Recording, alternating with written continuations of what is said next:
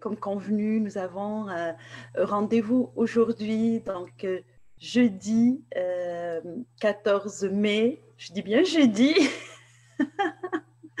14 mai pour un deuxième cours autour du coaching.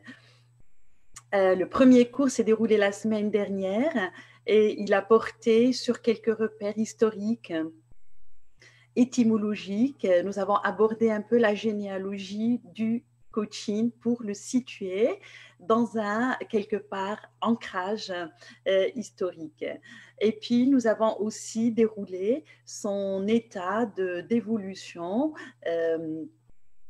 donc allant de l'époque de Socrate jusqu'à notre époque moderne. Aujourd'hui, nous passerons à une deuxième étape dans le cours et celle-ci va porter sur un certain nombre de points qui vont aller encore beaucoup plus loin pour situer le coaching, mais cette fois-ci d'un point de vue de concept.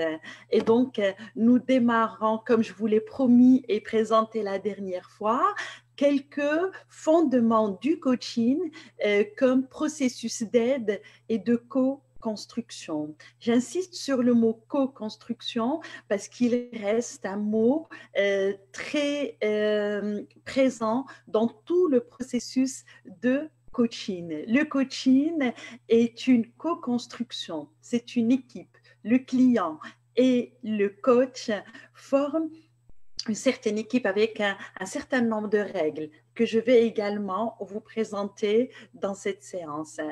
Et cette co-construction, vous pouvez l'imaginer, le verbe construire est un verbe d'action. C'est un verbe où l'on stimule un peu toutes nos ressources, que ce soit nos ressources présentes ou celles qu'on aimerait développer dans l'avenir pour pouvoir sortir avec un résultat donné, arriver à un objectif. Quand on a envie de construire une maison, on arrive d'abord avec une idée et puis on étale cette idée sur un plan, une architecture pour pouvoir monter la maison une étape après l'autre.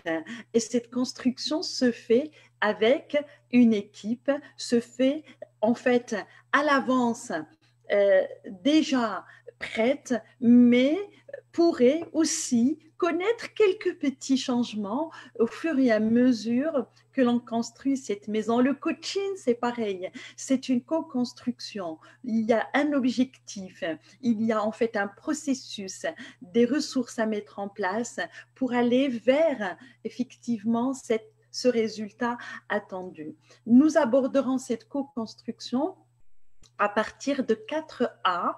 Le premier A évoque le mot anthropologie et va situer effectivement le coaching dans son contexte conceptuel. Alors, le coaching, effectivement, on est là, on est dans le domaine humain et en fait, c'est un domaine qui est en lien complètement avec le domaine humain. C'est pour cette raison que toute personne, chaque individu sur cette terre serait concerné par le coaching. Il n'y a pas de différence car le postulat sur lequel repose le coaching est le suivant. Si tout être humain est capable du pire, il est aussi capable du meilleur. Toute croyance repose dans le coaching sur ces zones d'ombre que nous cachons, ces masques que nous portons, mais qui peuvent cacher tellement de choses positives, une partie positive, une intention positive, que le coaching, effectivement, se révèle chez l'individu. Donc, en fait, on est individu, on est concerné par le coaching. On est individu, on est capable du pire, on porte un masque, on est également concerné par un côté positif. Et ce côté positif, le coaching, effectivement, s'applique à aller le chercher chez la personne avec un accord de la personne. Et quand je dis la personne, c'est le client, avec son accord, effectivement, pour aller vers cet objectif que le client et le coach posent ensemble pour aller l'atteindre. Alors, nous avons l'approche de coaching et comme tout métier, tout domaine dans le monde, il y a une approche qui effectivement vient en fait mettre comme un moteur à ce domaine-là et lui donne en fait une dynamique. Alors, l'approche coaching est basée sur le changement.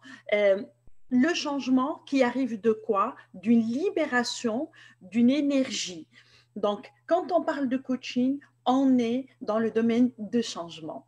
On vient en séance de coaching, pas pour converser, pas que pour être écouté, pas que pour venir exprimer ses besoins, mais on vient dans une séance de coaching par excellence pour changer, c'est-à-dire passer d'un état A à un état B. Et c'est ce qui fait en fait que le coaching reste une approche qui donne des résultats très rapides parce que dès le départ, on est dans un processus qui nous emmène, qui nous transporte, qui nous porte vers le futur, vers un changement. Et nous présenterons tout à l'heure justement la différence et la distinction entre cette approche et d'autres approches aussi très intéressantes qui, elles, sont fondées sur plutôt l'écoute, la compassion, l'empathie, ou sont versées parfois vers le passé. Alors, donc nous retenons le mot changement, nous retenons le mot libération de l'énergie potentielle du coaché. Et en fait, regardez ici l'énergie potentielle du coaché.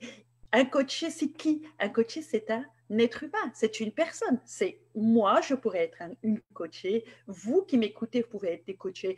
Et donc, chaque coaché a une énergie potentielle en lui. Chaque coaché, en fait, recèle en lui une certaine énergie. Cette énergie peut être de degrés différents en fait, selon l'objectif qu'on souhaiterait atteindre. Ça pourrait être un objectif de capacité de parler en public, un objectif comme avoir la confiance en soi le jour de l'examen.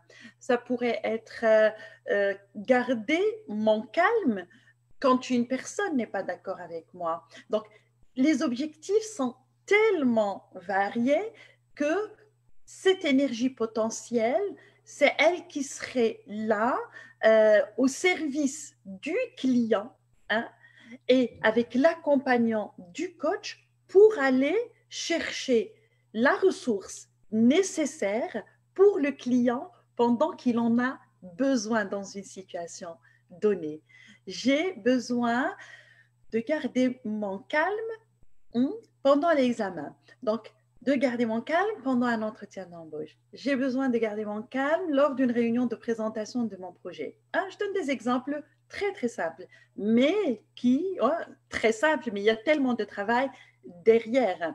Donc, cet objectif, si on le ramène à l'énergie potentielle, c'est le client qui, avec l'aide bien sûr du coach, en suivant une méthodologie donnée, qu'on aura l'occasion de détailler plus tard, va pouvoir exprimer, le client va pouvoir exprimer un objectif clair avec des mots positifs qui vont effectivement l'amener vers une étape suivante qui est celle de la mobilisation de l'énergie pour aller vers l'atteinte de son objectif.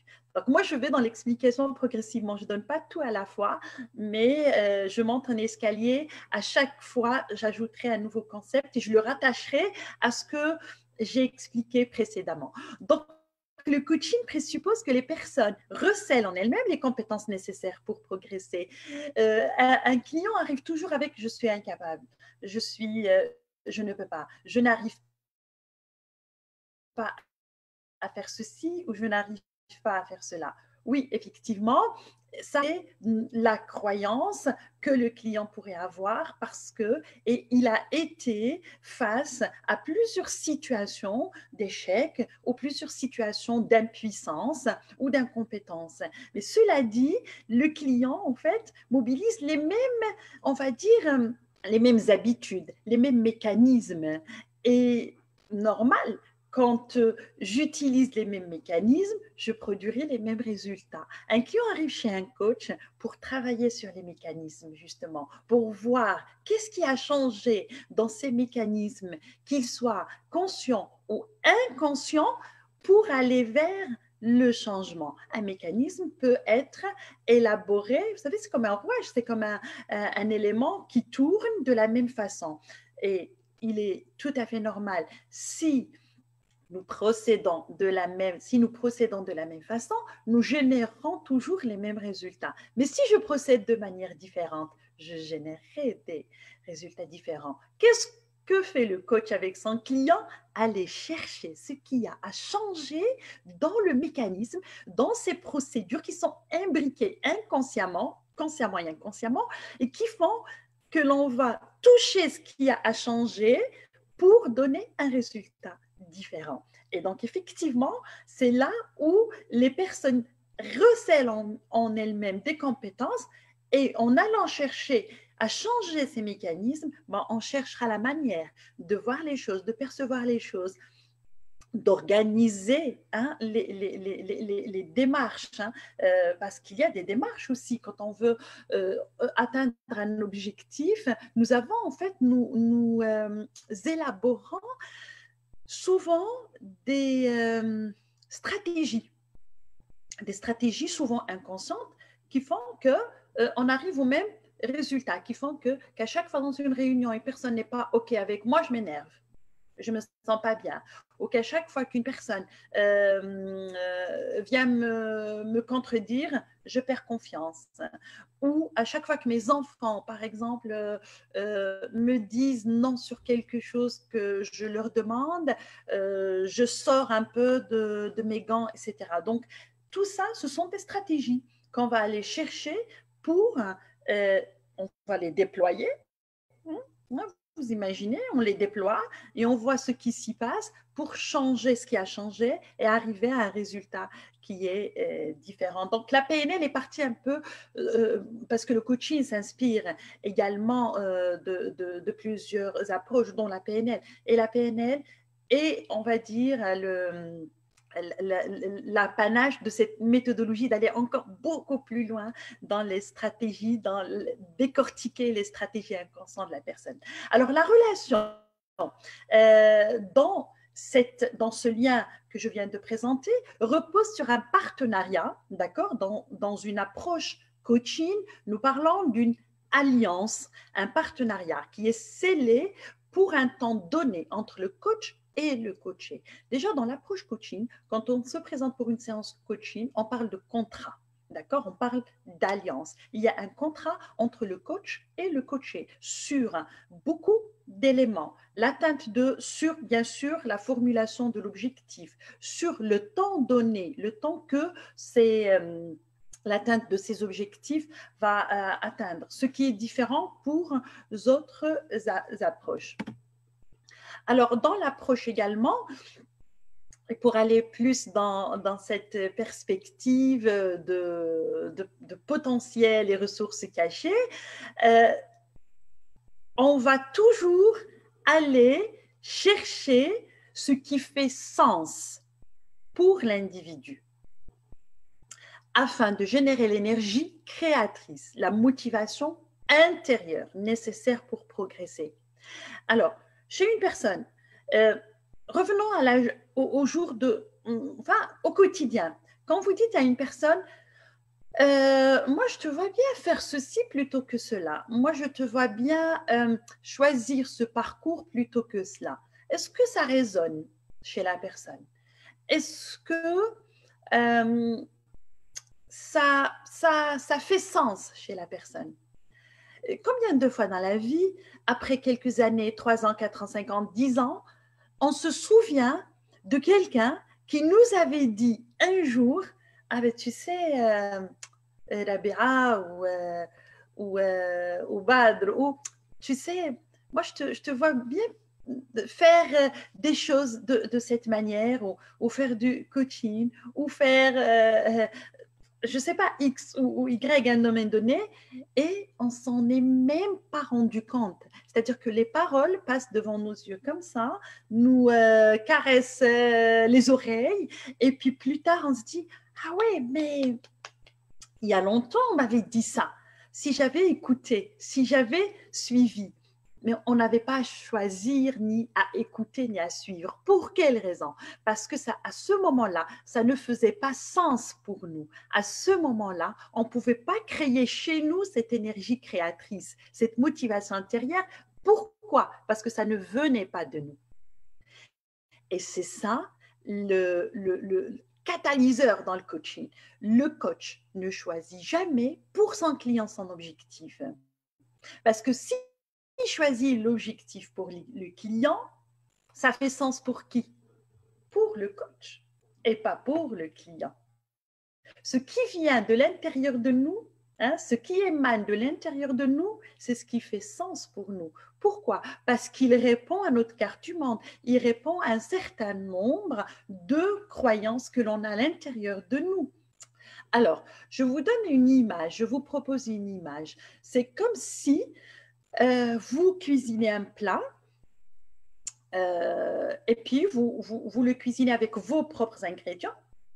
Vous êtes en train de le cuire, il est au four, et puis il y a quelqu'un d'autre, votre épouse ou votre mère ou votre mari ou vos enfants arrivent avec un autre ingrédient d'une autre recette et il l'intègre dans votre recette à vous, qui n'a rien à voir avec cette recette. Qu'est-ce que cela donnerait? Ça donnerait n'importe quoi parce que ça changerait toute la dynamique interne de votre recette à vous. Et bien, c'est pareil dans le coaching. On ne peut pas venir ajouter un ingrédient, par exemple, du coach sur les ingrédients du coaché parce que ça ne répond pas à son système intérieur. Quand la décision vient de nous, il vient avec conviction parce qu'il émane d'un système interne. Et c'est ce qui fait qu'on parle effectivement d'un travail de recherche de ce qui fait sens pour l'individu. Et dans une séance de coaching ou une rencontre, justement, dans un entretien en coaching, on va toujours vers ce qui fait sens chez l'individu en posant des questions bien précises. Par exemple, qu'est-ce que tu veux améliorer? D'accord? Qu'est-ce qui te dérange dans cette situation? Quand on a un client qui arrive, il va raconter, étaler tous les problèmes de sa vie. Il va en fait venir pour vouloir passer un balai hein, sur tout ce qui ne va pas en même temps. Cela dit, il relève de la spécialité de coach d'aller démêler progressivement ce qu'il y a à démêler pour arriver à un objectif. Parce qu'en coaching, on travaille sur un seul objectif à la fois, et pas deux, et pas trois objectifs. Un seul objectif. Et donc, effectivement, une question comme qu'est-ce que veux-tu améliorer? Là, vous êtes en train de nous suivre. Posez-vous cette question. D'accord? Qu'est-ce que aujourd'hui j'ai envie d'améliorer? Beaucoup de personnes disent je n'ai pas besoin de coaching. Je n'ai pas besoin. Beaucoup de personnes. Posez-vous juste cette question dans votre vie. Qu'est-ce que j'ai besoin d'améliorer? Connectez-vous à vous-même avec authenticité et posez-vous cette question. Qu'est-ce que j'ai besoin d'améliorer? Et vous pouvez aller plus loin. Dans un domaine donné, qu'est-ce que j'ai besoin d'améliorer dans mon domaine personnel? De moi à moi-même. Qu'est-ce que j'ai besoin d'améliorer dans mon domaine professionnel? Alors, vous trouverez certainement des choses, étant donné que nul n'est parfait. Qu'est-ce que j'ai besoin d'améliorer dans mon domaine de couple? Qu'est-ce que j'ai besoin d'améliorer dans mon domaine social? Qu'est-ce que j'ai besoin d'améliorer dans mon domaine familial? Je vous ai donné un petit peu proposé les 5 domaines de vie. Si on veut aller de l'avant, il y a certainement des choses à améliorer dans les 5 domaines en même temps ou 4 ou au moins un domaine dans sa vie. Donc, on a toujours besoin d'aller vers quelque chose de mieux, vers l'amélioration. Et c'est ça, en fait, l'apanage du coaching et en fait, on va dire l'élément central autour duquel tourne le coaching. On va vers le mieux-être. On n'a pas besoin d'aller mal pour aller se faire coacher. On n'a pas besoin de pleurer des nuits pour aller se faire coacher. Le coaching travaille sur l'amélioration continue, travaille sur le bien-être et le mieux-être. Et effectivement, quand on répond à cette question, qu'est-ce que j'ai besoin d'améliorer dans mon domaine professionnel et comment je vais le faire? Ça va faire sens pour moi parce que cette amélioration me concerne, ne concerne pas le coach, ne concerne pas une autre personne. Donc, elle fait sens pour moi. Donc, si elle fait sens pour moi, elle va créer chez moi une énergie créatrice, une motivation intérieure. Et les deux, l'énergie créatrice et la motivation intérieure, peuvent aller en fait beaucoup plus se renforcer avec l'accompagnement coaching. D'accord? En allant encore plus loin. Moi, je vous donne quelques questions qu'on utilise en coaching pour rendre plus concret ce que je vous présente. Qu'est-ce que vous avez besoin d'améliorer dans le domaine? Allez, choisissez, chacun choisit son domaine. Moi, je dirais personnel.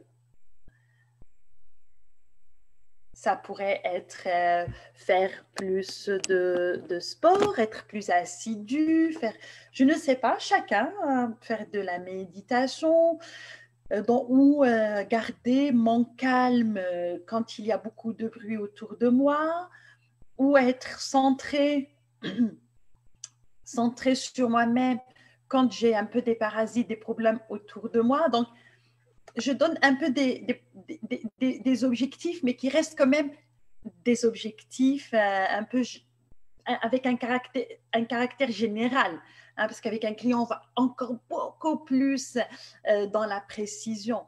Et puis, je m'arrête un peu et je dis, si je n'améliore pas ça, ou si je ne change pas ça, qu'est-ce qui va se passer? Okay? Répondez aussi à cette question, de vous à vous-même. Si je ne procède pas à ce changement, que va-t-il se passer? Exemple, je veux garder mon calme dans une réunion ou dans un contexte de réunion professionnelle quand on n'est pas d'accord avec moi. Qu'est-ce qui va se passer si je ne change pas ça? Si je réponds une réponse qui va faire sens avec moi, j'attaque l'objectif. Si je dis rien ne va se passer, ce n'est plus un objectif. Pourquoi? Parce qu'il ne va pas créer une motivation intérieure. Pourquoi? Parce qu'il n'y aurait pas derrière une énergie créatrice. Pourquoi? Parce que avant cette énergie, en fait, il n'y a aucun risque pour le client. Il n'y a aucun challenge. Il n'y a rien qui va se passer. Si vous dites rien ne va se passer, il y aurait rien. Ça n'engage rien pour le client. Mais si vous dites, si je ne change pas ça, oh là là, mais de toutes les façons, dans toutes les réunions, je vais être en rage et puis ça va me créer des problèmes avec mes collaborateurs et puis ça va Et puis on va vers une troisième question. Est-ce que c'est ce que tu veux? C'est ça ce que tu veux? Non, non, non, je ne veux pas ça. Qu'est-ce que tu veux à la place? Je veux garder mon calme. Alors ça, on arrive à l'objectif, garder mon calme pendant la réunion. Donc, vous voyez un peu, je donnais un exemple de 3 questions. Qu'est-ce que je veux améliorer? Si je n'améliore pas ça, qu'est-ce qui va se passer? Est-ce que c'est ça ce que je veux? Alors, une fois qu'on répond à ces 3 questions, on peut déjà, l'énergie créatrice peut être là, parce que le client voit un peu ce qu'il va perdre et ce qu'il va gagner au niveau de l'atteinte de son objectif. Si ça ne donne rien, s'il n'y a pas d'énergie créatrice, on change d'objectif. On va aller vers la recherche d'un autre objectif. Et ça, c'est justement du devoir du coach d'aller chercher la bonne vibe, d'aller chercher cette énergie créatrice chez le client avec, évidemment, bon, je vous ai donné ici 3 questions, mais il y a je ne sais pas combien de questions en coaching qui, effectivement, quand elles sont bien posées au bon moment, dans le bon contexte, ils donnent des résultats juste magnifiques et parfois magiques. Et c'est pour cette raison que le coaching reste beaucoup plus rapide que d'autres approches. Alors, je vais jeter un coup d'œil si vous avez des questions à poser à ce niveau-là. N'hésitez pas de poser des questions si vous en avez ou de revenir sur des éléments, des concepts peut-être que je n'ai pas ici peut-être éclairé. Mais en tout cas, on y va. On est aussi dans le cours. Moi, j'utilise dans mes cours la co-construction, la même approche de coaching. On y va en construisant progressivement et chaque fois, on ajoute une petite pierre à notre maison. Alors, donc, vous imaginez, quand on a cette motivation intérieure, ben, le coach devient quoi? Il devient l'initiateur de son propre développement. Il devient l'initiateur de sa progression. D'accord? C'est lui qui va signer sur le contrat de sa progression. OK? Parce que la progression va s'inscrire dans la durée. Et si elle ne fait pas sens chez le client, au bout de la 2e ou 3e séance, il va arrêter. Beaucoup de coachs, quand on fait nos séances de supervision ou parfois des réunions de co-développement en coaching avec des pairs. Je salue tous mes pairs dans ce domaine. Nous parlons, hein, il y a cette problématique qui revient des clients qui peuvent en fait arrêter le processus au bout de la 2e ou 3e séance. Souvent, en fait, cela incombe à une mauvaise, je vais dire une mauvaise entre guillemets, formulation d'objectifs. C'est-à-dire que le client, l'objectif n'a pas fait sens pour le client. Et cela, effectivement, relève justement de la responsabilité du coach. D'aller vers, parce que c'est pour ça que j'insiste sur l'énergie créatrice et la motivation intérieure. Sans ça, le client ne peut pas faire ses 6 séances ou 8 séances pour atteindre son objectif. Parce qu'à chaque séance, on rajoute effectivement quelque chose en plus à cette énergie créatrice pour que le client, en fait, crée en lui cette motivation intérieure pour aller vers l'atteinte de son objectif. Donc, il devient, comme j'ai dit, le signataire de son développement, il devient l'initiateur de son développement et sa progression s'inscrit dans la durée au lieu de se réduire à une amélioration passagère et superficielle.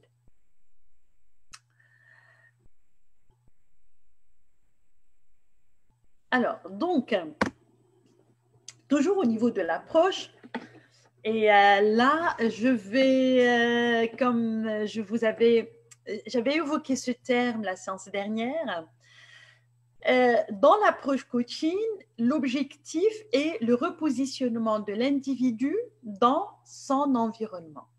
Alors, le mot environnement est un mot très parlant et éloquent et important dans le coaching. Et quand on parle d'environnement et d'écologie, on ne parle pas de l'écologie verte, on ne parle pas des parcs et des jardins, mais on parle des parcs et jardins du coaché lui-même. En coaching, nous avons, chaque client arrive chez nous, chez se faire coacher, il arrive avec son environnement.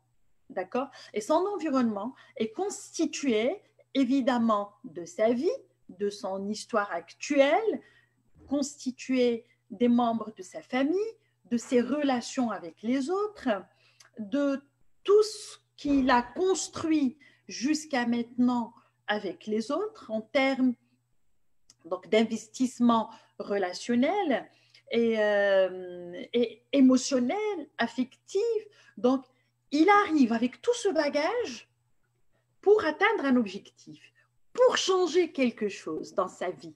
Vous imaginez que le changement est systémique. Le changement peut, c'est comme les jeux des échecs, hein, quand on bouge un pion, tout le système change. Donc, le coaché arrive avec un besoin de changement. Quel est le risque? C'est qu'en changeant, il va changer tout son environnement, tous les liens qu'il a avec les autres.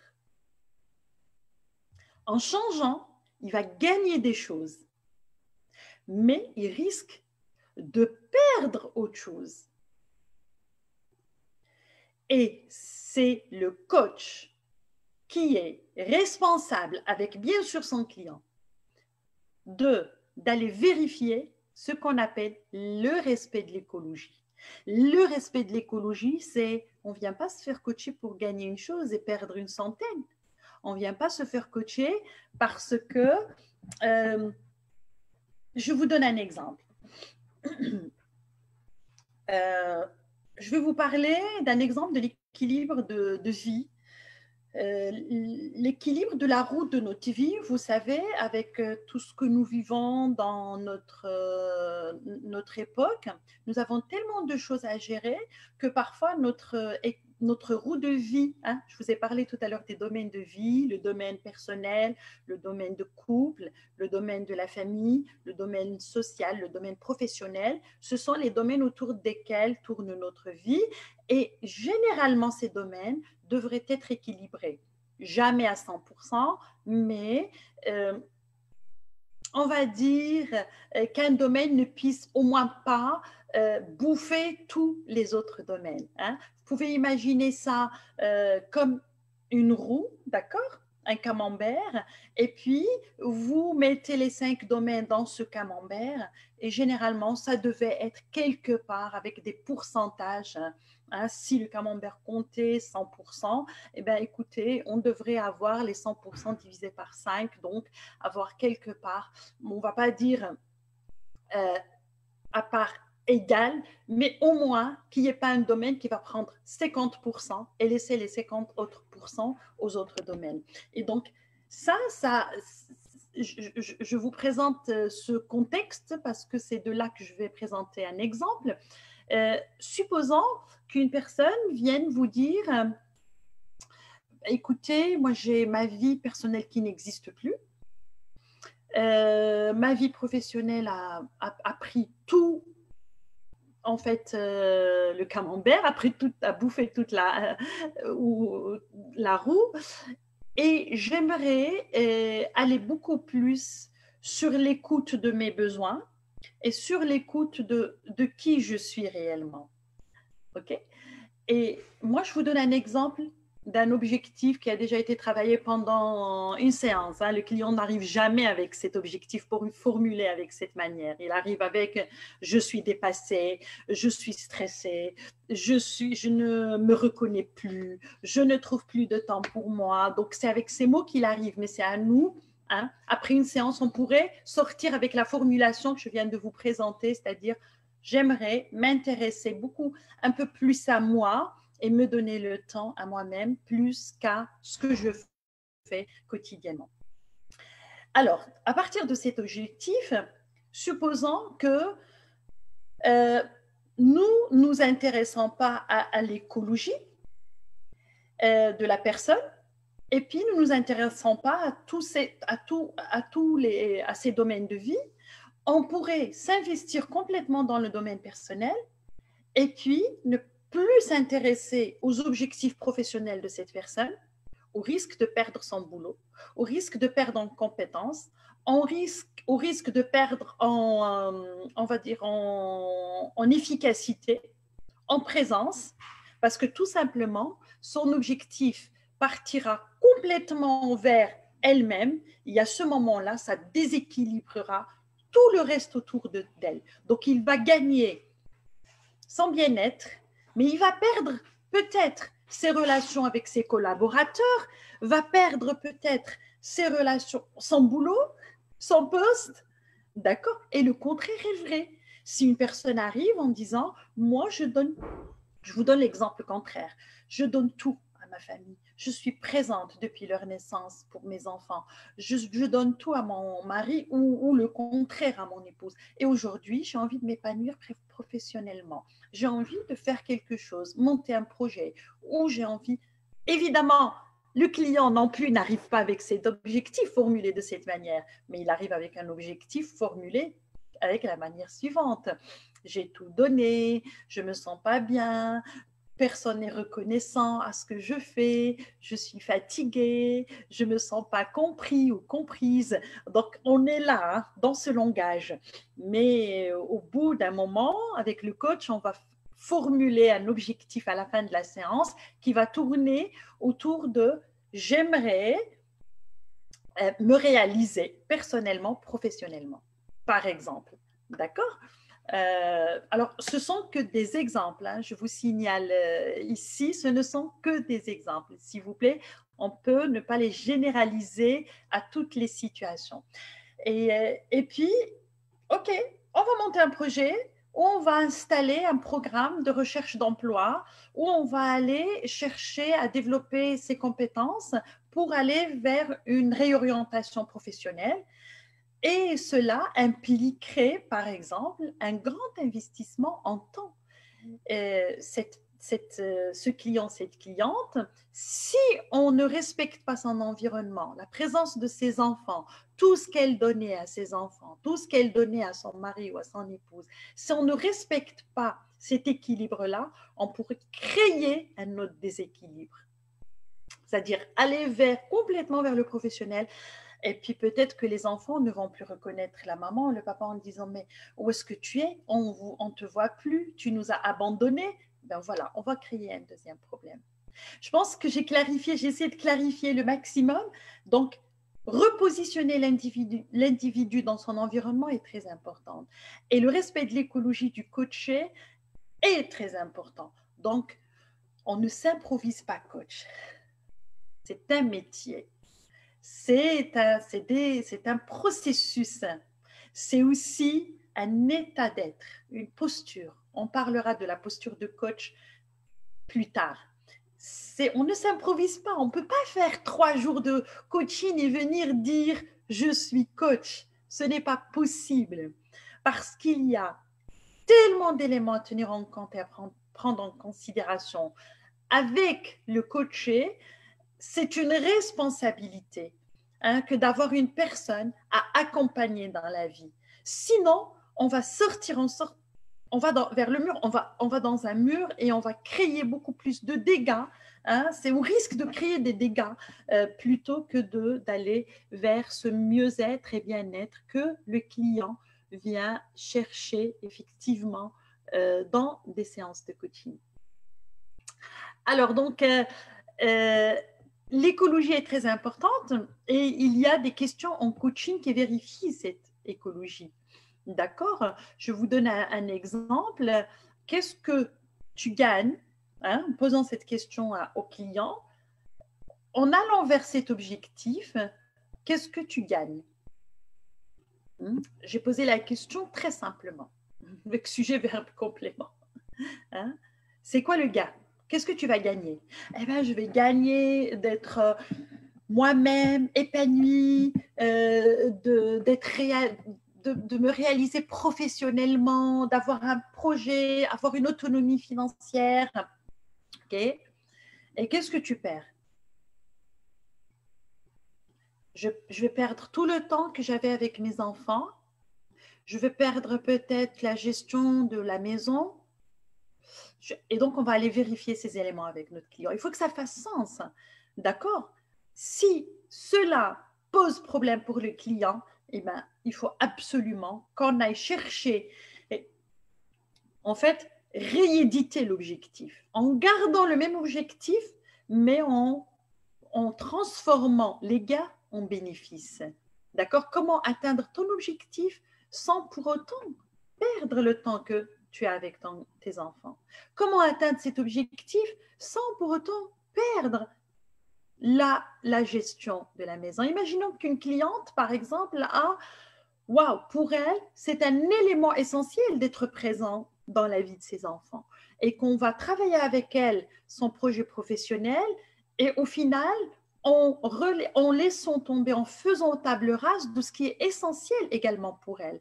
On n'est plus en coaching ici, on n'est plus en co-construction ici, mais on est ici en co-destruction.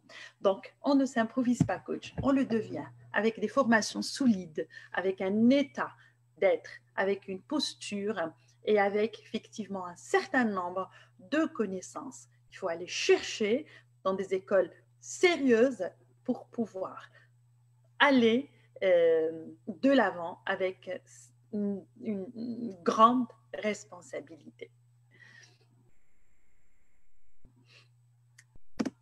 J'espère que le concept d'écologie est clair pour vous.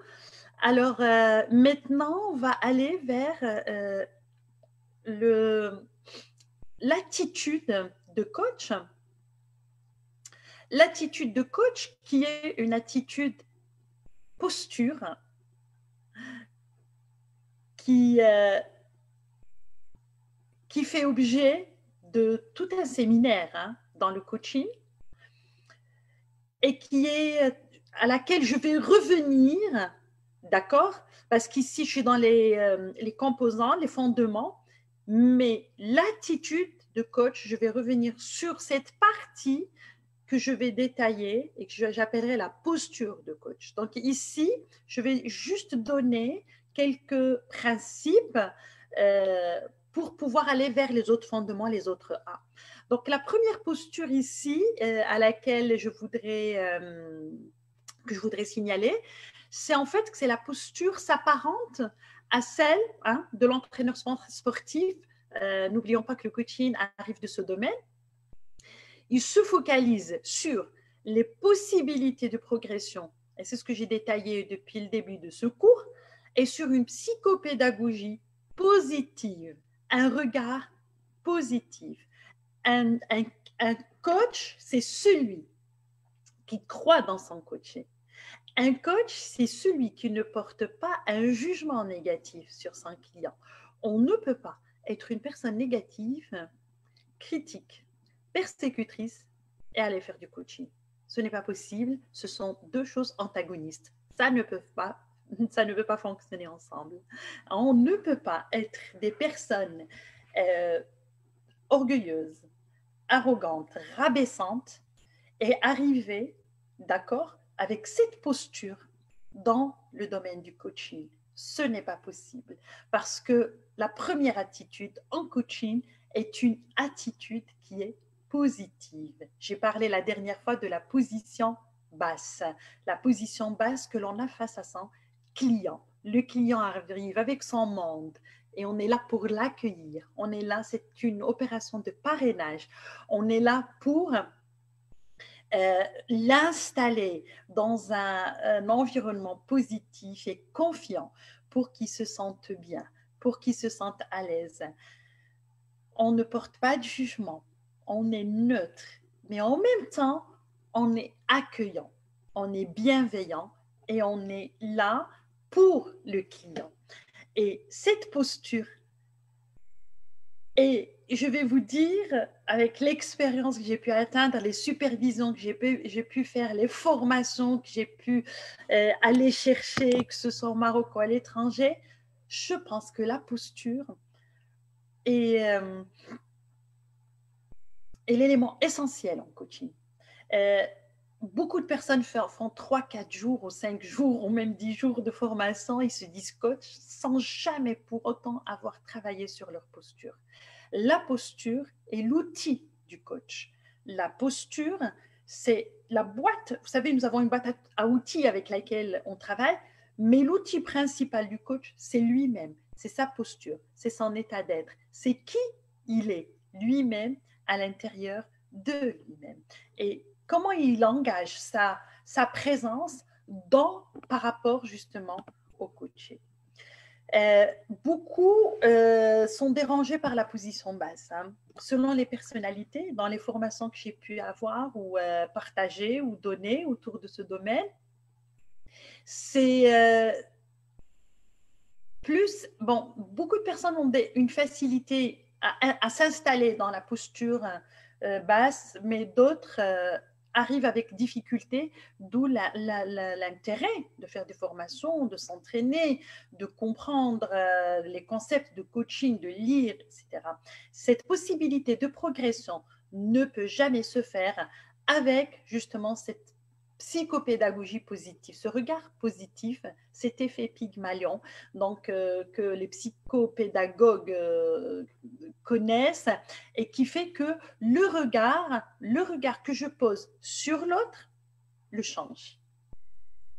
D'accord? Le regard que je porte sur l'autre personne la change. Si je pense que cette personne est nulle, il le deviendra. Et si je pense que cette personne est capable d'arriver à ses résultats, à ses objectifs, elle le sera.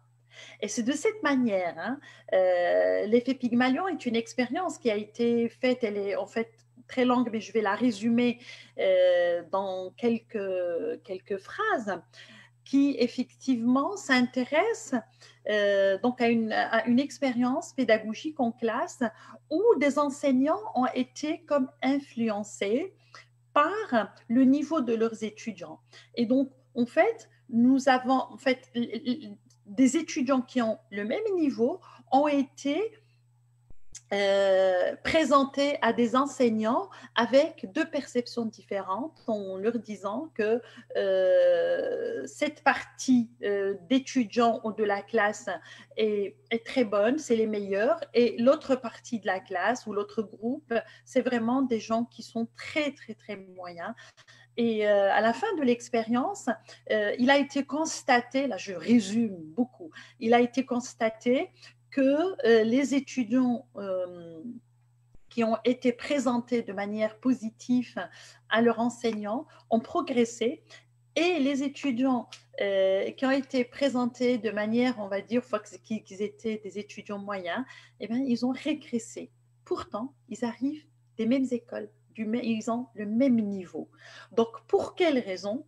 Hein, c'est quoi la déduction? C'est que le regard que nous portons sur l'autre le change.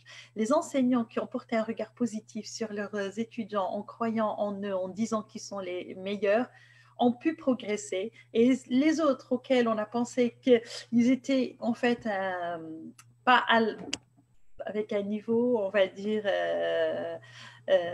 élevé, moyen, ont régressé. Et en fait, c'est ça l'effet Pygmalion. Si moi je ne crois pas mon client ne pourra pas avancer. Vous pouvez aller faire des recherches sur l'effet Pygmalion pour lire l'expérience avec détail. Enfin, c'est une expérience scientifique.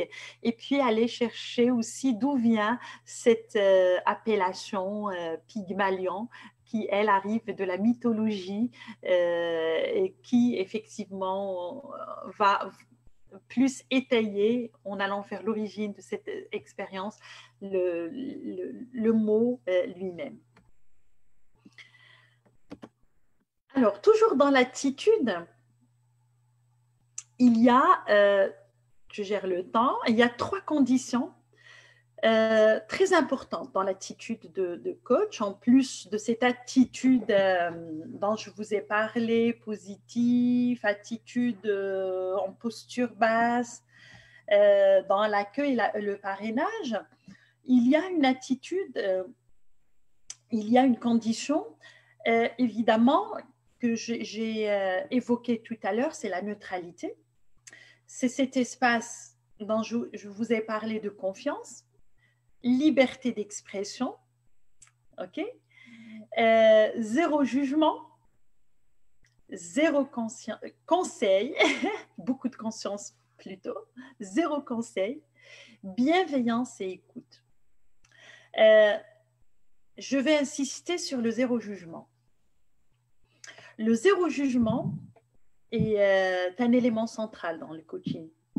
Beaucoup disent c'est facile parce que quand on est en situation de coaching, je ne parle pas. Puis mon coach me dit qu'est-ce que vous pensez? Et moi je lui dis je ne pense rien. Ce que vous faites ni bien ni mal, mais vous l'avez fait parce que vous l'avez fait. Donnez-moi la suite. Par exemple, je ne juge ni positivement ni négativement. Par contre, je fais une assistance affective en encourageant, hein, en utilisant, quand on parle de neutralité, je ne parle pas d'un comportement robotique, non, mais je veux insister sur le zéro jugement conscient et inconscient. Hein, c'est un entraînement, c'est un muscle en fait à travailler chez le coach. Parce qu'il se peut que je sois une personne pleine de jugement et que juste ma séance de coaching, je rentre et je me dis, ben, je me déconnecte à mon jugement pour être présente dans la séance de coaching. Sachez qu'il y a le mécanisme inconscient, jugement qui se déclenche, on le voit, le client le sent. Est-ce que vous êtes réellement dans le non-jugement ou vous êtes juste dans un non-jugement apparent? Est-ce qu'à l'intérieur de vous, en tant que coach, vous êtes dans le non-jugement? D'où l'intérêt de travailler sur soi-même en tant que coach constamment. Un coach, c'est quelqu'un qui se doit de travailler sur sa posture constamment. Personne n'est parfait. On ne cherche pas la perfection. Il n'est pas atteignable. Par ailleurs, il y a plusieurs comportements sur lesquels il va falloir absolument travailler. Je vous donne un exemple d'un métier qui demande la précision. Est-ce que vous pouvez imaginer qu'une personne qui n'est pas précise dans sa vie de tous les jours, d'accord, va l'être juste au moment de son métier?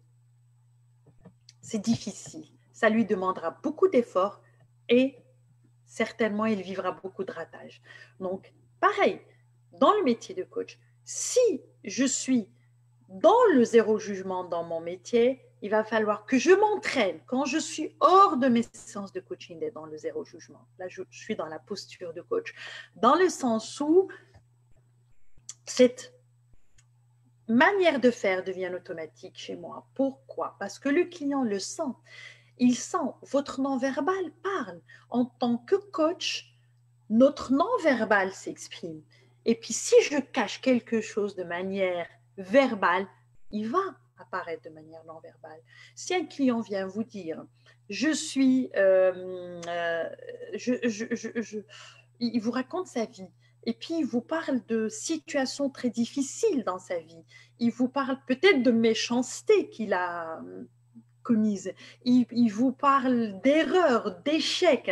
Comment vous allez réagir à ça? Comment vous allez installer le cocon? Comment vous allez installer l'environnement confiant si à l'intérieur de vous-même, vous êtes en train de le juger constamment en se disant mais c'est pas possible, mais c'est pas vrai, mais qu'est-ce qu'il a fait, mais qu'est-ce qu'il veut, comment il veut qu'il change?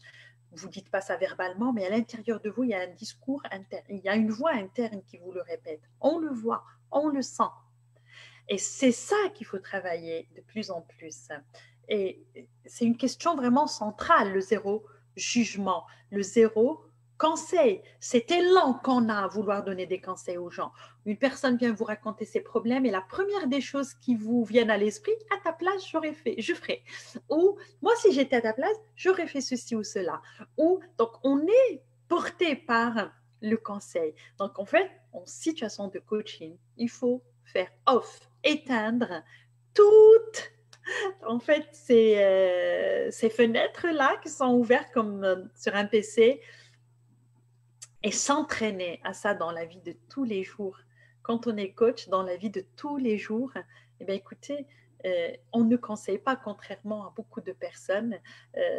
Moi, quand je suis, par exemple, en famille, beaucoup de coachs vont se reconnaître dans ça, autour d'une table, quand on est invité, ou je suis beaucoup plus dans l'écoute que dans la verbalisation. Et tout le monde, parfois, revient vers moi pour me dire C'est quoi le conseil que tu nous donnes ou c'est quoi le conseil que tu présentes? Je n'ai pas de conseil. Moi, j'ai que des questions à poser. En tant que coach, on devient beaucoup plus performant dans le questionnement que dans le conseil. Après, on peut avoir la casquette de coach et puis de conseil en développement personnel, évidemment, mais à ce moment-là, on n'est plus dans le coaching. On est dans le conseil quand on donne des conférences, quand on donne des émissions, on arrive avec sa spécialité de coach, mais on est dans une dynamique qui est différente de partage d'informations, parce que je vois mal un coach ne faire poser que des questions là où il va, sinon il va passer par un enquêteur et c'est un rôle qui n'est pas quand même très agréable vis-à-vis des autres. Alors, deuxième condition dans l'attitude, c'est la capacité à décoder à travers la complexité des situations et la surabondance des informations, la problématique du coaché. Vous voyez les coachés.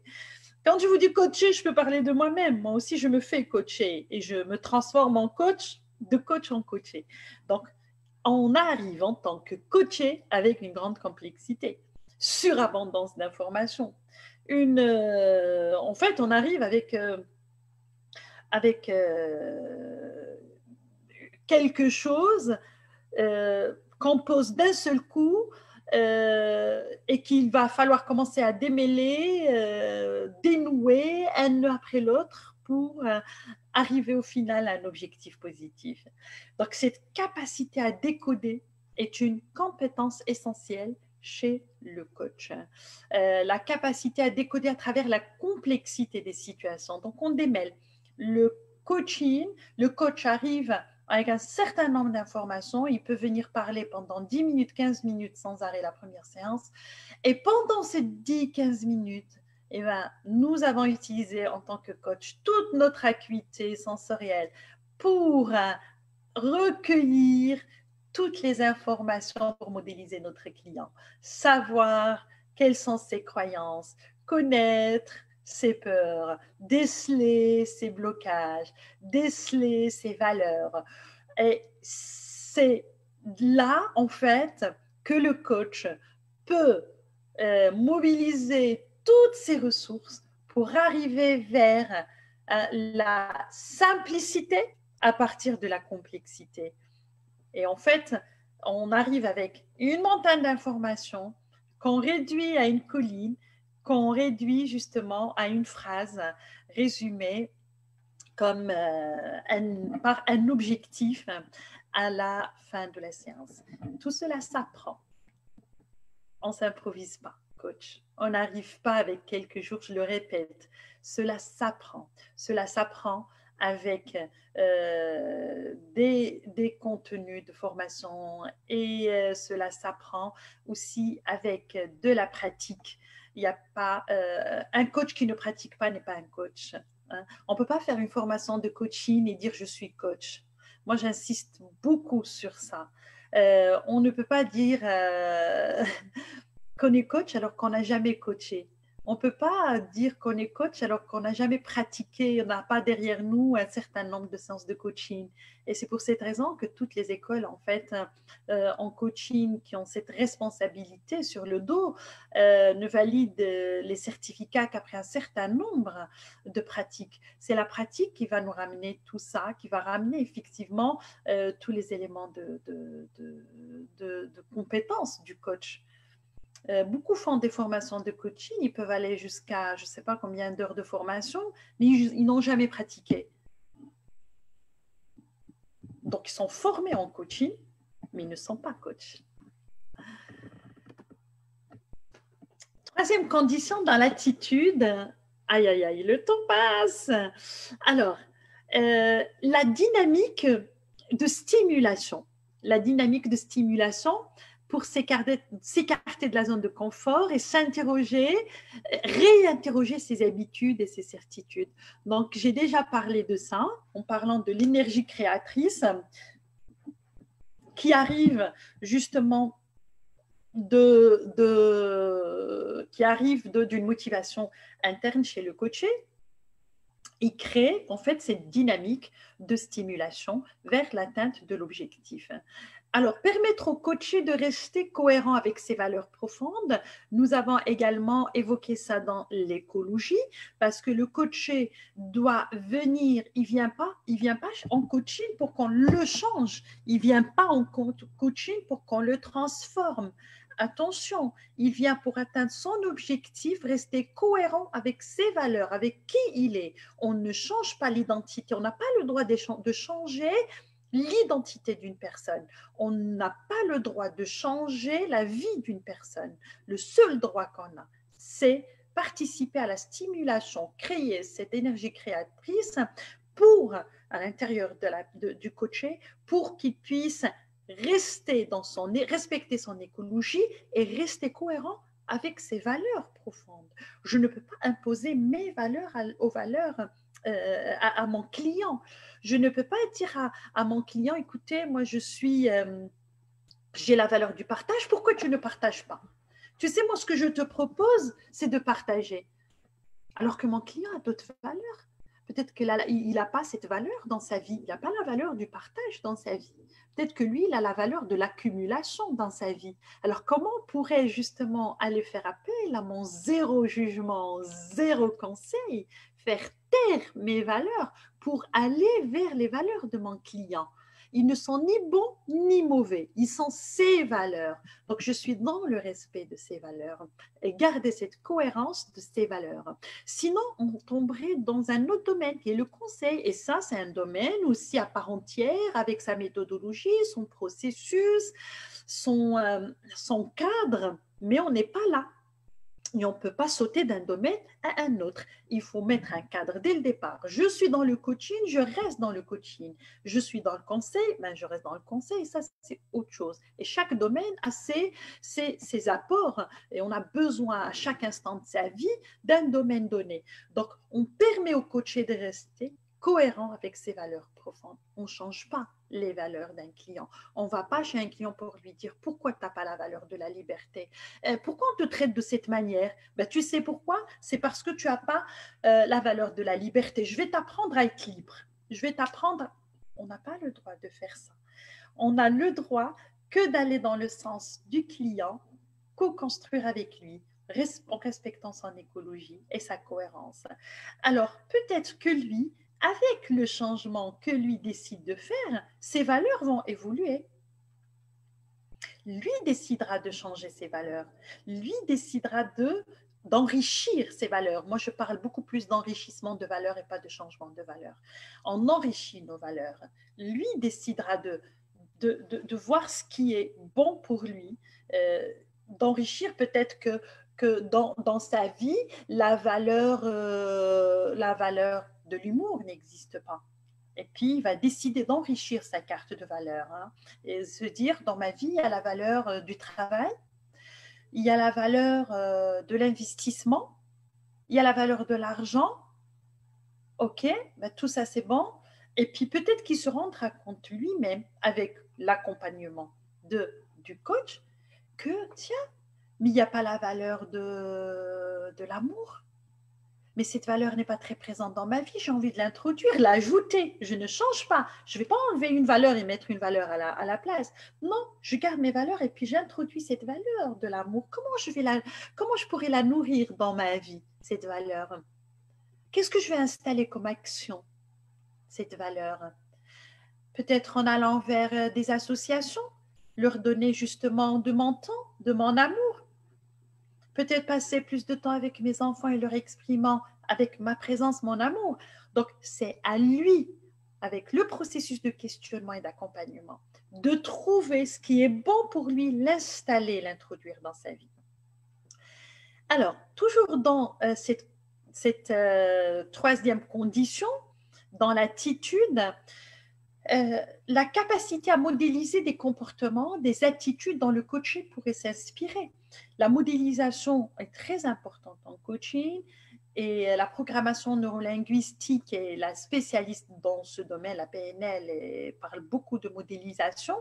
Cette modélisation, effectivement, des comportements sert doublement. Il sert d'abord au coach de modéliser son client, c'est-à-dire de savoir de quelle manière il pense, de quelle manière il réfléchit, de quelle manière, c'est quoi ses valeurs, son système de valeurs, son système de croyances, comment il est positionné dans son environnement. Donc, c'est comme une cartographie, comme un scanner de son client. Donc, on le modélise parce qu'en le modélisant, on va savoir quelle méthode utiliser avec lui, quels mots utiliser avec mon client, quelle stratégie utiliser avec mon... On ne coach pas tous les clients de la même façon. On ne peut pas coacher tout le monde de la même manière parce qu'il est important de modéliser son client avant de rentrer dans la méthode de coaching, dans le processus de coaching. Si j'ai la même façon de faire avec tous mes clients, il va convenir à une partie de personnes, mais pas à tout le monde, mais pas à d'autres. Donc, je ne coach pas de la même façon. Nous avons un style, OK, de coaching, mais il y a l'intérêt de la modélisation qui est importante dans le comportement. Donc, j'ai dit doublement intéressante. Elle est doublement intéressante dans la modélisation du client et la modélisation des méthodes, par exemple, de succès, à proposer au client. Comme j'ai besoin de travailler sur la confiance. Je vous donne un exemple. J'ai besoin de travailler sur la confiance en moi. OK. Dans quel domaine? Dans le domaine dans le domaine professionnel. D'accord. On va partir modéliser une personne en posant la question suivante. Est-ce que tu connais dans ton entourage des personnes qui sont qui sont confiants et qui ont cette confiance en soi, et cette confiance que tu recherches dans ton environnement? Oui, j'ai un collaborateur, waouh, qu'est-ce que j'aimerais devenir comme lui. Il est comme ci, il est comme ça, et on le modélise. Donc, comment il se comporte en état de stress? Comment il se comporte? Quelles sont ses attitudes? Tu penses, c'est quoi ses croyances? Quelles sont ses valeurs? Donc, on va aller chercher à modéliser ce client, en fait, ce modèle, d'accord, pour mon client. C'est pas moi qui le choisis, c'est le client qui le choisit, pour aller chercher ce qu'il y a à modéliser pour s'inspirer, en fait, pas de qui il est, pas de son identité, mais qu'est-ce qu'il représente pour mon client. Alors, générer une autonomie chez le coaché, objectif numéro également 1. À chaque fois, je vous dis objectif numéro 1, mais ce sont tous intéressants, c'est l'autonomisation. Un coach qui ne rend pas autonome ses clients n'est pas un coach. OK? Il devient un gourou. Un coach qui ne crée pas l'autonomie chez son client doit quitter son métier, doit aller chercher autre chose. Parce que c'est le métier où on travaille le plus pour que nos clients ne reviennent plus nous voir. C'est le métier où le client ne doit plus revenir voir son coach que pour un autre nouvel objectif. Je parle de... Parfois, nous, dans le coaching, nous rencontrons les mêmes clients pour des objectifs différents, pas pour le même objectif. C'est-à-dire qu'on peut atteindre notre objectif au bout de 6 séances, puis créer une autonomie chez mon client dans ce qu'il est venu chercher, et puis peut-être que ce client reviendra, mais pour développer autre chose. Okay? Mais l'autonomie a été créée pour le premier objectif. Je travaille avec mon client la communication en public, et au bout de quelques séances, il doit être capable d'aller parler en public. Je travaille avec mon client la création, je ne sais pas, la confiance en soi. Je donne des exemples en fait très courants, mais il y a beaucoup plus, tellement d'objectifs en coaching qu'on peut travailler. Mais il devra être justement autonome dans ce domaine, au bout de quelques séances en plus, 6-8 séances, autonomie garantie, sinon on n'était pas en train de faire du coaching. Et à ce moment-là, il faut se remettre en question, d'où la nécessité des séances de supervision chez les coachs. Quand un coach voit ou observe que l'évolution ne se fait pas, il doit absolument aller se faire superviser parce qu'à ce moment-là, il y a quelque chose qui tourne pas rond et ce n'est pas la peine de continuer sur le même chemin, mais plutôt d'aller se réinventer pour se remettre en question. Alors, le développement de l'autonomie se fait justement, parce que c'est vraiment un point important, à travers les 3 P. Et je ne vais pas trop les détailler, mais vous les présenter. C'est la protection, la permission et la puissance. Alors, en accompagnant un client, il a besoin justement pour aller vers l'autonomie de se sentir protégé. Protégé dans le sens du cocon de confiance, parrainage, des règles claires, un contrat de coaching, un certain nombre de séances qu'on va faire ensemble, les rôles de tout un chacun, c'est quoi le coaching, l'espace est protégé, la confidentialité des informations que présente donc notre client. Et puis aussi l'installer dans une zone de permission. Le client arrive avec beaucoup de peur, le client arrive avec beaucoup d'hésitation. Donc notre client doit savoir qu'il a droit à l'erreur, doit savoir qu'on ne le juge pas, doit savoir qu'il est là pour avancer pour lui-même et que si ça ne marche pas, ça marchera pas plus tard, mais ça marchera de manière différente. Puis la puissance, avec la protection et la permission, ce sont 2 éléments qui vont ramener la puissance, le sentiment de puissance chez notre client, en allant à la recherche de ses compétences, en animant son enthousiasme et en ayant des méthodes avec lesquelles il va déployer pour arriver à son objectif.